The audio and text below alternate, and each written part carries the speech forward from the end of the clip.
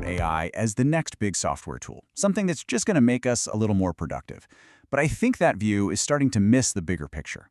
Today, we're going to explore a much more fundamental idea, that AI is actually becoming the nervous system of our entire economy. So here's the core idea. AI isn't just an app we choose to use. It's becoming the actual grid, the underlying infrastructure that directs how economic activity happens. And that's a huge shift, right? We're moving from something that just assists our decisions to something that actually determines the flow of those decisions. So what do we even mean by an economic nervous system? Well, think about how a nervous system works in any living thing. It does three critical things. First, it senses what's going on. Things like market shifts, supply chain problems, what customers want. Second, it sends those signals across the whole system, and it does it instantly. And third, it coordinates a response. This metaphor is really the key to understanding AI's new role. To really get our heads around this shift, we first have to break down a pretty common misconception, what you could call the tool illusion. It's a comfortable way to think about AI, but it kind of blinds us to the much, much bigger change that's happening. Most of us, when we think of AI, we picture a better spreadsheet or a smarter search engine, maybe a helpful assistant that gives you recommendations. And that framing sticks around because, well, it's easy to understand. It makes the risks seem small, and it doesn't really challenge the way our companies are structured. It basically suggests AI is just another thing we use. But here's where the critical distinction lies. A tool just helps a person make a decision. Infrastructure, on the other hand, determines the flow of possibilities in the first place. Think about it. You can choose not to use a specific software tool, right? But can you really, truly opt out of using the internet or the electrical grid? Nope. And AI is moving squarely into that second category. That changes everything. Okay, so if AI is infrastructure, how exactly does it coordinate everything? Well, the mechanics are surprisingly simple, but their effects are incredibly powerful. It turns out that any economic infrastructure, whether we're talking about shipping containers or the internet, really does these three things. First, it standardizes information, so everyone's working from the same playbook. Second, it synchronizes behavior, so actions across the entire system are lined up. And third, it enforces constraints, basically setting the rules of the game that everyone has to play by. Now, in the past, things like market prices and big institutions did all this coordinating for us, but they were slow. There were a lot of delays. What AI does is it takes those exact same functions and just compresses them into a single process that happens almost instantly. And when you compress time and function like that, it leads directly to two huge consequences: a crazy increase in the speed of the whole economic system, and a new, much more subtle kind of centralization.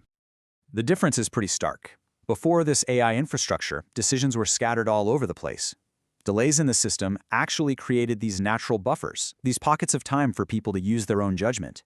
But with AI infrastructure, signals fly across the network instantly. Those buffers for human thought, they just erode away, and coordination becomes constant. And here's the crucial consequence of all that. When the system starts moving at machine speed, the human process of deliberation is pretty much the first thing to go. That time we used to have to reflect, to debate, to exercise some nuanced judgment, it just gets squeezed out of existence. The system doesn't think, it just reacts. This incredible speed also leads to a new type of centralization. You can have thousands of different companies or people all acting independently, but if they're all relying on the same AI models, the same data pipelines, and the same optimization goals, well, their behavior starts to look functionally centralized.